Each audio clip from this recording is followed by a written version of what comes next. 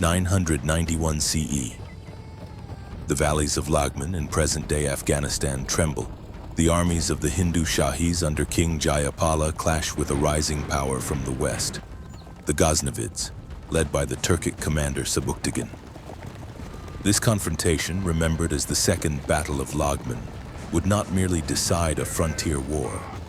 It would open the long and irreversible road to Muslim rule in the Indian subcontinent. The Ghaznavids were Turks, warriors forged on the Central Asian steppes, centered around the fortress city of Ghazni. They started as ghulams, military slaves, in service of a far greater empire, the Persian Samanids. The Samanids were a politically hardened Persian dynasty, ruling vast lands across Khorasan and Transoxiana as Islamic authority under the Abbasid Caliphate. They revived Persian culture, language, and administration. But like many Islamic powers of the age, relied heavily on Turkic slave soldiers to defend their empire. These ghulams were masters of mobile warfare, horse archery, rapid maneuver, and ruthless diplomacy. What made the Samanids strong would also seal their fate. As Samanid rulers weakened, real power slipped from into the hands of Turkic generals. Across Persia, the empire fractured. The Karakhanids invaded from the north, seizing Transoxiana and its silver mines. The Buyids captured western Iran.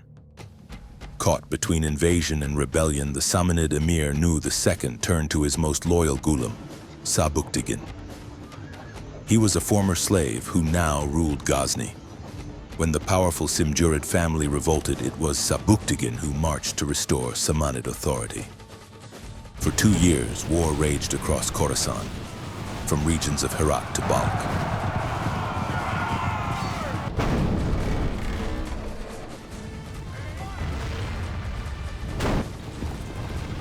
By 995 CE, the rebels were crushed and Karakhanids were checked.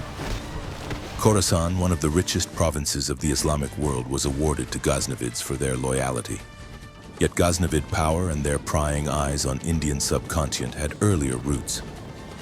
Decades before Sabuktigin, Ghazni itself had been seized by Alptigin, a former Samanid commander. This conquest brought the Ghaznavids into direct conflict with the Hindu Shahi kingdom.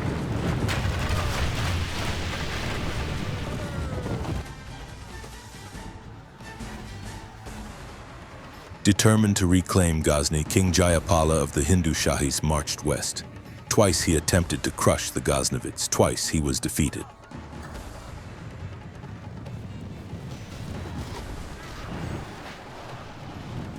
At Laghman, Sabuktigin's smaller army used speed, maneuver, and steppe tactics to devastating effect.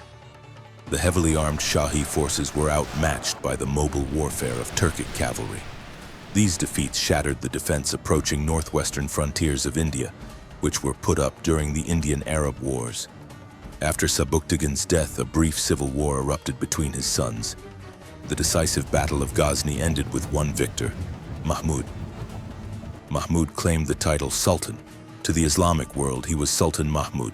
To India, he would be remembered as the infamous Mahmud of Ghazni, the man who would plunder the subcontinent 17 times,